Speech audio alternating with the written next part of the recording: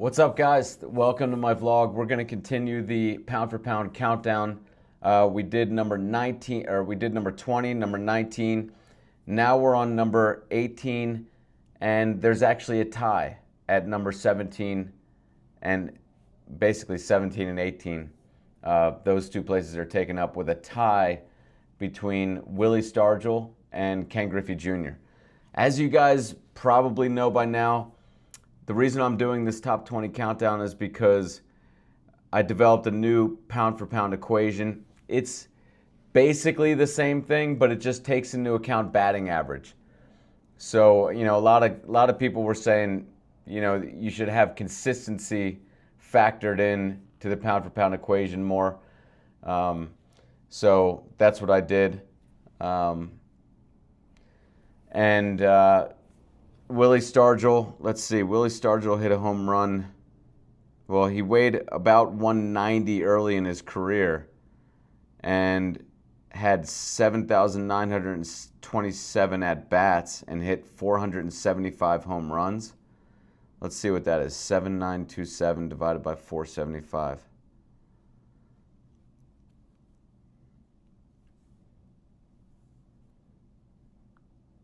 Seven nine 2.7 divided by 475 is he hit a home run every basically 16 and a half at bats. That's pretty crazy.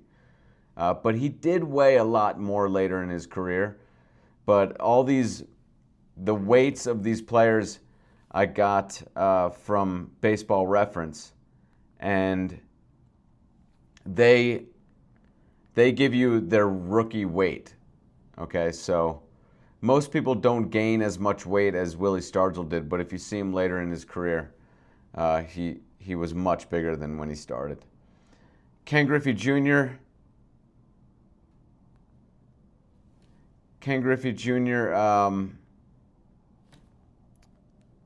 He weighed 195 as a rookie, probably got up to around 215. But had 9,801 at-bats and 630 home runs. So 9,801. Let's see what that is. 9,801 divided by 630. So he hit home run every 15 and a half at-bats. So just a little bit better than Stargell. And they both tied with a pound for pound rating of 311. Griffey was dominant in his lead arm. Stargell was not. Let's take a look at their swings. So Stargell I only have from the pitcher's perspective. There you can see, what I like about Stargell's swing is I like to see a lot of whippiness of the bat along with a lot of body getting into the hit. And I'm by saying that, I mostly mean I like to see the capability of being very connected at contact. If you can almost coax a great swing out of somebody if you just tell them, be really whippy and fast with the barrel and be real connected at contact. That combination, you can basically figure out a great swing that way too. I mean, I like to go about it with the lead arm progression type of route, as you guys probably know. But you can also do it that way. That works pretty well too. There you can see, well connected there at contact, and he just had such whip of the barrel through the zone. Here he is again, a little more disconnected at contact there. He's reaching out to get that one a little bit more. Look at how his hands just drop right there. That's gravity. I love the way his swing reminds me very much of Strawberry's swing. And both these guys just had such whip in their swing and were capable of hitting the ball so far.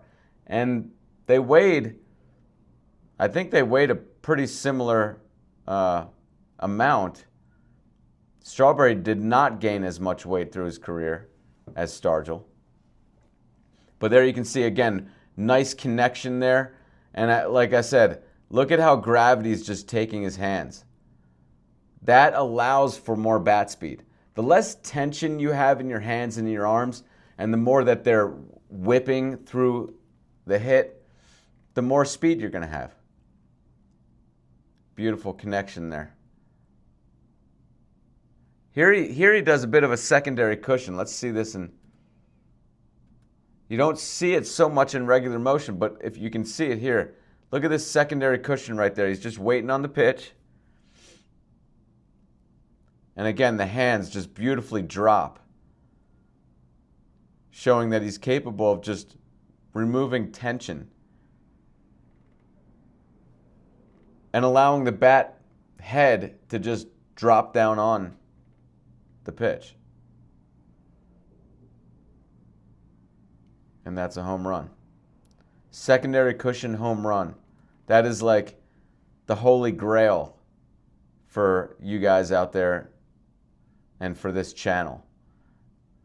If you guys ever get yourselves on video doing a secondary cushion and hitting a home run, I will definitely post that on these vlogs and feature it.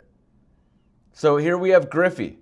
Now Griffey obviously is the subject of my last book, my latest book, I should say, on the baseball swing. You can get that at theswingmechanic.com. Check that out. You can get that in physical form now, too, which a lot of people are enjoying, apparently. I'm getting more orders for the physical book than the ebook. So I think I'm going to keep all my books right now are in physical form as well. So if you go to theswingmechanic.com, you can order all the books in physical form. Griffey is the subject of my latest book. It's called Swing Like Griffey. Now, a lot of people get it kind of confused. They say, well, you're always ripping, conventional instruction for copying particular hitters.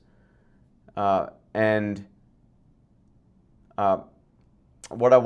would say to that is, I don't mind copying particular hitters. Kids learn really well, by the way, by copying great hitters. What I don't like is developing a swing approach by simply copying the best hitter of the day. Because hitting is more than just swing mechanics. And so if you're just copying the best hitter of the day, you could be copying flaws, because the best hitter of the day doesn't necessarily have the ideal swing. The way I got to Griffey was developing the pound-for-pound equation, understanding that the group of hitters at the top of the pound-for-pound list were exemplifying lead arm dominance. And then looking at those hitters and saying which one really accentuates a lead arm dominant swing. And Griffey is probably the best example of lead arm dominance. I mean, recent example. Who knows? Maybe Shoeless Joe Jackson had a great lead arm dominant action. Problem is, we only have like one swing of his on video, and it's not that, easy to see. Ruth was probably very lead side dominant, and we do have some swings of his, but people don't really relate with Ruth that well. They think that the game was so much different, and so,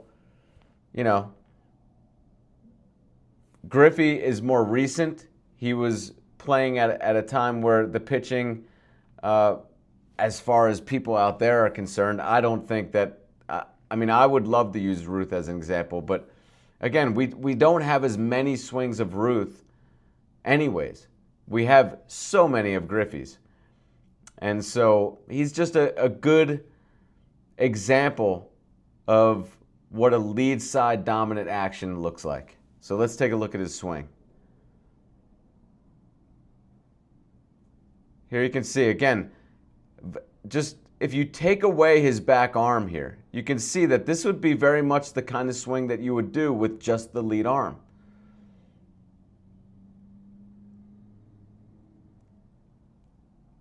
Nice and connected there at contact. This is the prototypical Griffey swing.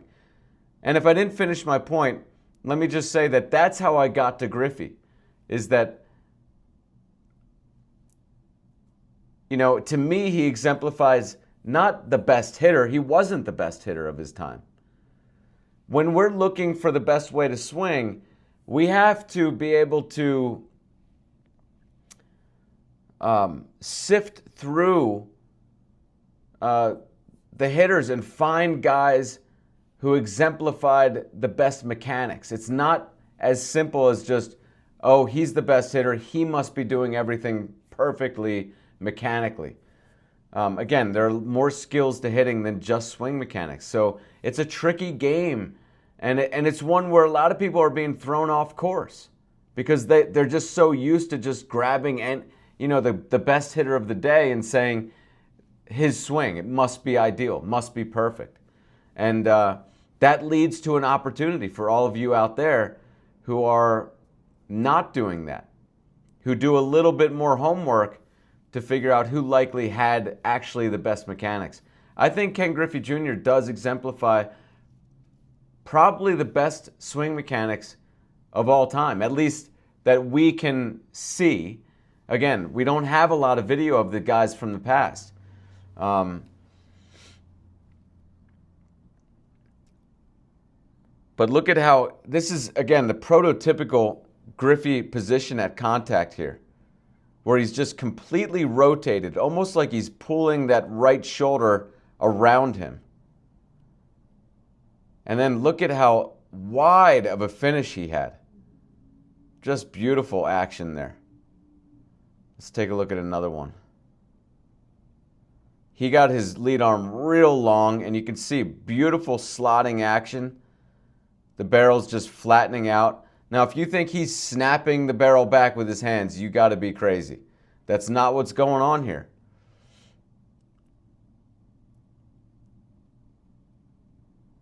Look at that connection there.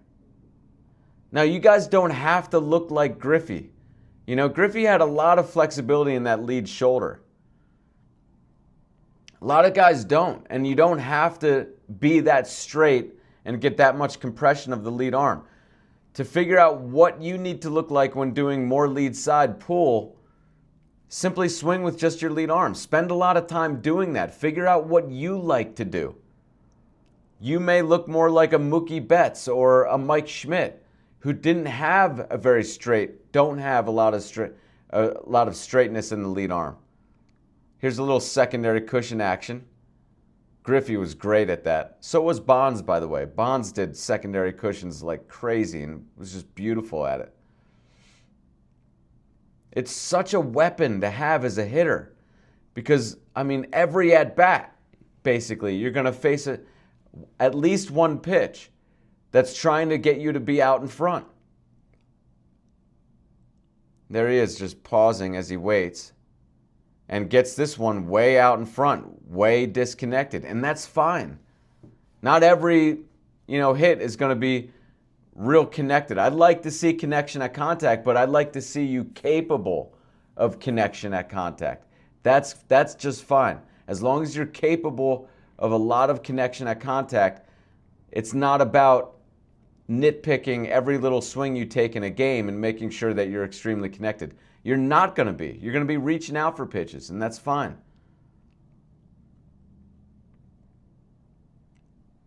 This is obviously way earlier in his career. High and tight pitch there. You can see how it's okay, guys, if you're normally real straight in that lead arm and get a lot of compression.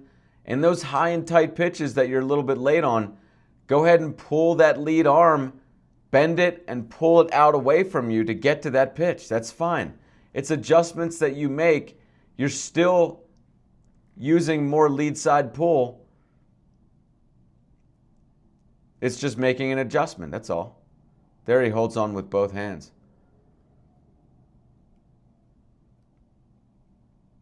you know, some hits look a lot different for Griffey.